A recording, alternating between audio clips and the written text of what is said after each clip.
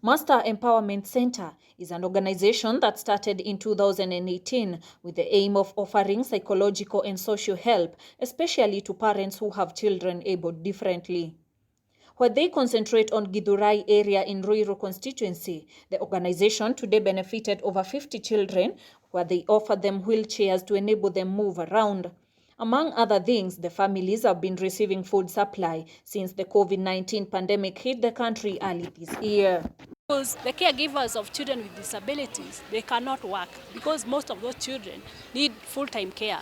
So you find that a mother is not able to leave their children and go to work. And still, most of those caregivers, they are mothers. So they lack the capability, they lack the employability skills to be able to get employment. So they are full-time mothers who are not empowered, they do not have skills to get employment, and yet they are taking care of their special needs children who need medicine that is quite expensive. They also need diapers, they need special food, and all this, it's above their capacity. We are living in a society where most people have a bad notion of children able differently. In most cases, the parents suffer stigmatization and rejection in the community they live in. While this is the case, most of them find themselves locking up their kids for fear of being scorned.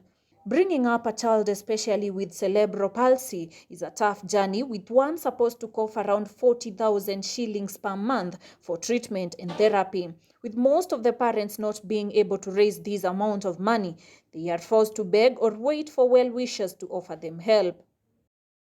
Akila chakula inaingia kwa lungs, so tunashukuru Mungu kwa ajili ya kuwa hapa mahali siku ya leo. Ndiposa tukasaidika na hizo wheelchair. Niko pia na mwingine ambaye ako na muscular dystrophy, hawezi kufanya chochote. Sikuweza kukuja na siku ya leo kwa sababu sikupata means ya transport, na kuwabeba pia ni shida. Hawezi pia akafanya chochote, ako pia kwa nyumba. So tunashukuru sana kwa kuwa siku ya leo mahali hapa.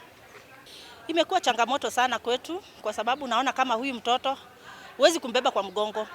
Kwa sababu kitu ya kwanza ako na hizo catheter kwa nyuma, ako na catheter kwa tumbo. Hawezi bebeka, kifua iko na maji, so inakuwa shida, lakini tunashukuru sana kwa sababu tumepata hizi viti na tunaona tutaendelea. On his part, Ruiru MP Simon Kingara has called on parents to come out clean and not be ashamed of their children living with disability. Kingara was keen to note that there is need for the government to start a new registration in the country so as to ensure no person is left behind in benefiting from the Persons with Disability kitty. Honorable Kingara was keen to know that despite children able differently having both parents, men have neglected their role in bringing up these kids just like any other kid.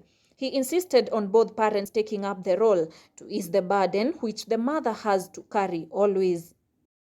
Na leo tuko hapa kuwapatia viti vilivyo na gurudumu ndio waweze kujimudu kimaisha, na wapatie nafasi wazazi wao kufanya kazi nyingine wakati wako katika hizo viti maalum. Na niseme hapa tumeshikana na Simon Kingara Foundation. Tumepata wafadhili kutoka kule Kolea, na tumepatana na madaktari wengi kutoka Githurai Kiambu. Wale tunashikana nao kuona tunajaribu kuleta maisha ya wale walio na ulemavu sawa na wale wengine. Kwa hivyo leo ilikuwa ni mambo ya kupatiana viti, kupatiana madawa, kupatiana chakula, na hasa hata kuongea maneno. Most people in the community do not understand the challenges that comes along with being able differently. Some view it as a curse and even render the victims outcast. While this is not the case, it is a special appeal to Kenyans to join hands and offer support to deserving persons.